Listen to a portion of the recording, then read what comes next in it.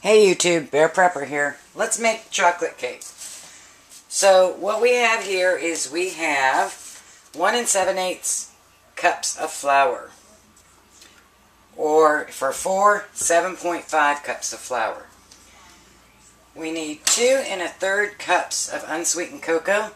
So this is 2.5 cups of cocoa. We need 1 teaspoon of baking soda. Remember, the white cake mix is baking powder and the chocolate cake mix is baking soda. We need 1 1/2 cups of sugar, or 6 cups of sugar. Lots of sugar because of the baking powder, or soda, excuse me. And we need 2 1/2 cups of shortening. Either the liquid, the white stuff, shortening powder,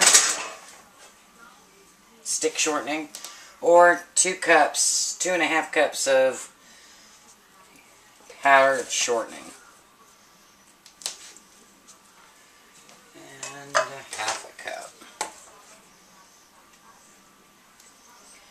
Alright, I'm going to go ahead and mix this real well. Like I said, with the other cake mix, about 5 minutes I'll mix, and I'll come back. Okay, that's what it should look like when it's all mixed up.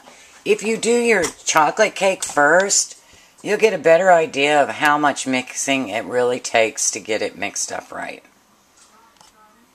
It's been about 5 minutes. I wasn't going to show this part, but then I started thinking maybe people don't know how to do this. So I've got a roll of bags here, and I've counted out 5 of these lines, 4 or 5. And I'm going to take this little gray lever, move it to the right, push it down, and slice. And it gives me a bag. Then all I do, I got mine at Goodwill, so mine's a little not perfect. I'm going to line this up before the black gasket because I don't want to vacuum this in. Once the green light comes on, I can take my hands off it.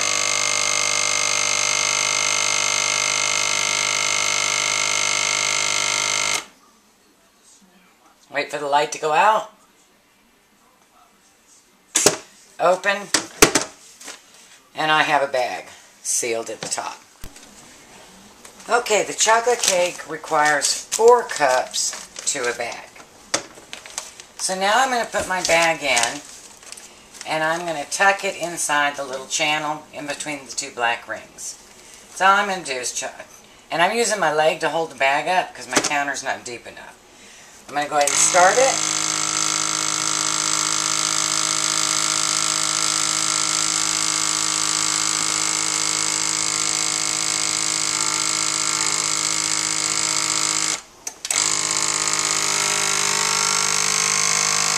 Okay, once it gets going, I'm going to try to flatten it out.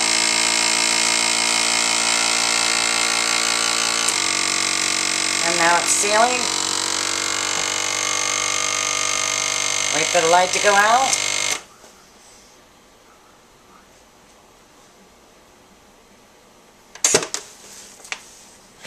And we have a sealed bag. Okay, so I'm ready to seal. I'm going to put the perforated side. I don't know if it really matters. I've never cared which way I went.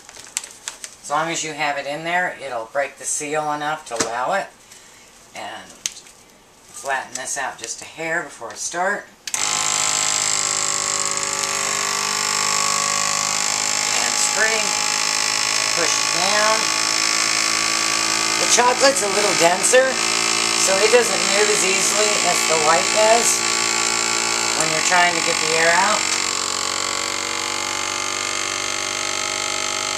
Much easier to seal because it's so dense. It just packs really tight and the air just gets pushed right out.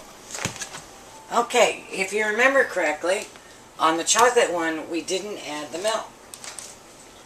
So for the chocolate one, you want to use almost 1/2 cup of milk. Powdered, that is. If you're using fresh milk, you're going to want to use 1 1/4 cup of milk. You can add this to your mix but you can do it afterwards, eat 2. So I figured I'd do 1 each way. And the only liquid ingredient you really need is a teaspoon of vanilla. Because we're going to show you how to make this without eggs for your food storage. And because powdered eggs are so expensive, this is a way not to have to use powdered eggs. So we're going to add a teaspoon of vanilla.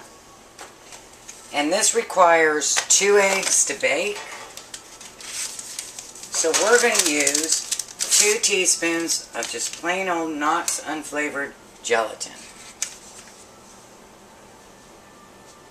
Bet you didn't know you could use that as an egg substitute. It should be 1 package. So 1 package is 2 teaspoons, so 2 eggs per package.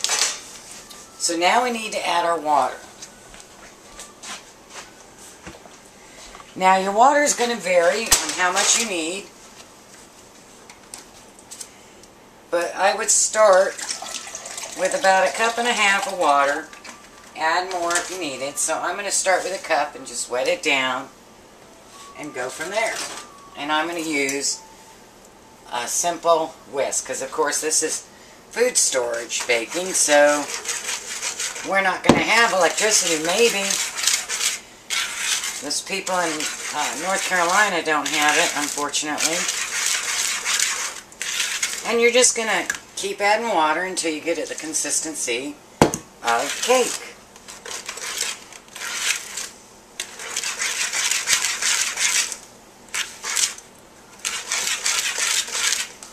Whoops. A little off the sides, good for that floor. I'll sweep it up later.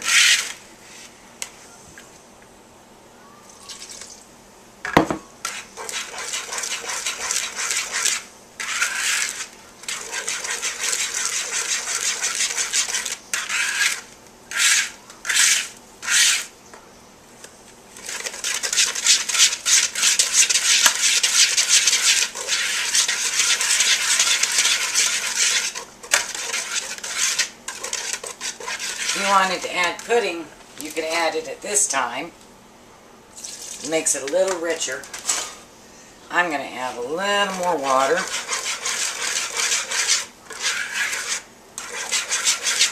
I like mine to be a little runny. It ends up moister.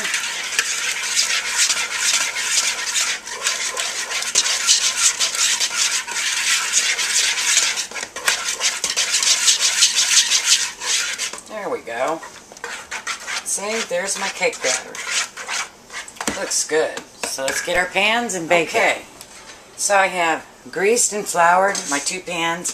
This is the type of shortening I was talking about that you could use in your mix instead of the shortening powder. But you want to use the regular shortening on your pans, grease and flour them. And then we just divide this between the 2.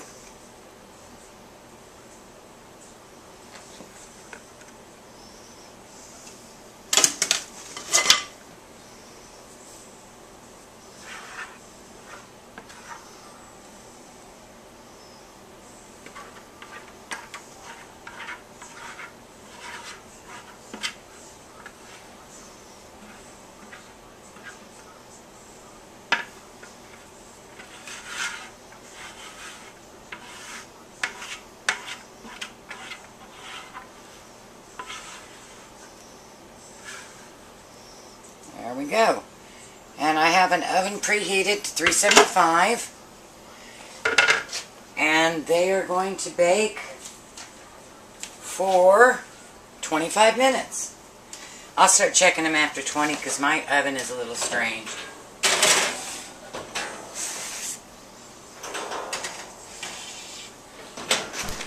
Okay, the cakes have come out of the oven. Let them cool in the pan just a moment. Ooh, hot. Yeah, I know. I should use pot holders. But there's your cake. Ooh. Yummy. Okay. And here's the chocolate cake. Yes, I frosted it while it was hot. And I only had one container of frosting for the 2 cakes, so there's the chocolate cake.